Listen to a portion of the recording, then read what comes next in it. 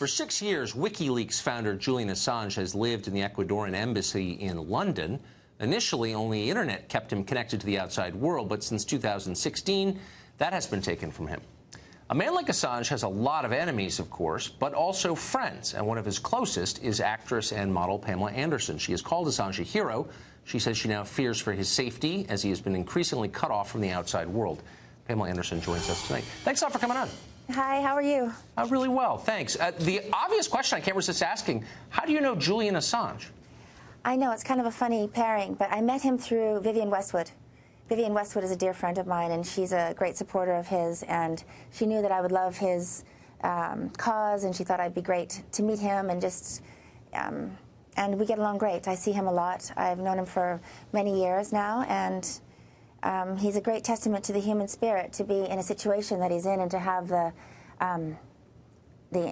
fight that he has in him and the sense of humor. I mean, he's really an incredible person.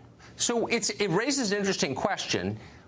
Given what you just said, why has he received almost no support from the entertainment world in Hollywood, for example? Well, I think those are big Clinton supporters, and people have misunderstood that his intention was not to get Trump elected. It was to give true information so people could make educated decisions about the person they wanted to vote for. So people want to blame somebody, and so they blame him. Yes, I get a lot of flack for it too when I'm in Hollywood. So the idea is if you support Assange, you're somehow against Hillary Clinton? In some cases. Huh. Yeah. Now, you also know Vladimir Putin. Do you believe, remarkably, impressively, what do you make of the allegation that Assange and Putin were working together to expose Hillary's emails? It's crazy. It's a crazy. Everyone likes to blame Russia when anything goes wrong in America. And I've spoken at the Kremlin many times, and the last time I was there, there was something happening, and the first thing they say to me, so what have we done wrong this time? It's kind of a common joke that America likes to blame them for everything. So, I was with Julian before the election, and he had no idea. He really did not think that Trump was going to win the election. But it turned out the way it did. Some people are happy. So you're speaking at the Kremlin. You're hanging with Julian Assange, the Ecuadorian embassy in London. Did you ever ask yourself, how did I get here exactly? Is this the life path that you planned? Well, it says, I'm an animal activist. I've been an activist for animals since I was young, and then I spoke about the environment. I spoke about a green economy in Vladivostok. They invited me to the Kremlin. They loved the way I was speaking, and I touched a lot of people, and so they really wanted me to continue my work in Russia, and that was just a coincidence. I'm on the Russian Council of IFA, which is the International Federation of Animal Welfare, and pardon me. Oh, and so it just is a coincidence that I know all these kind of crazy, wild, intelligent, interesting people. So I know that you live in France now. Yes. But when you go back, I think you have a home in L.A., Malibu. When you go back there and you say, I was just over at the Kremlin talking to Vladimir Putin, what kind of response do you get?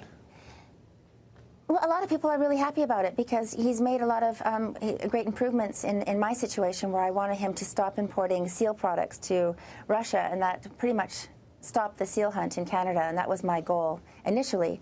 And then to talk about all sorts of environmental issues, animals in captivity, capturing dolphins and whales and not selling them to China, and endangered species we talk about. So I'm there speaking with the Minister of the Environment and people like that.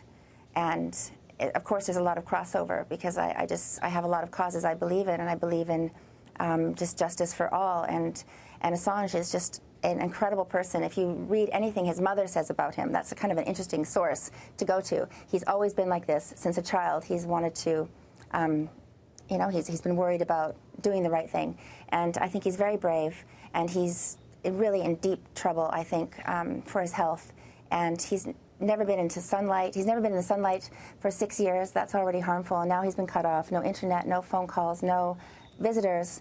And they're trying to squeeze him, I think, out of there. And one of his only choices pretty soon is probably to leave the embassy, and he'll be arrested and then deported to America, which I don't think is going to be favorable for him. I don't even know what I think of any of this, but I think it's an amazing and fascinating story, and I'm grateful that you shared it on our show. No, thank you. I appreciate it. Thank you.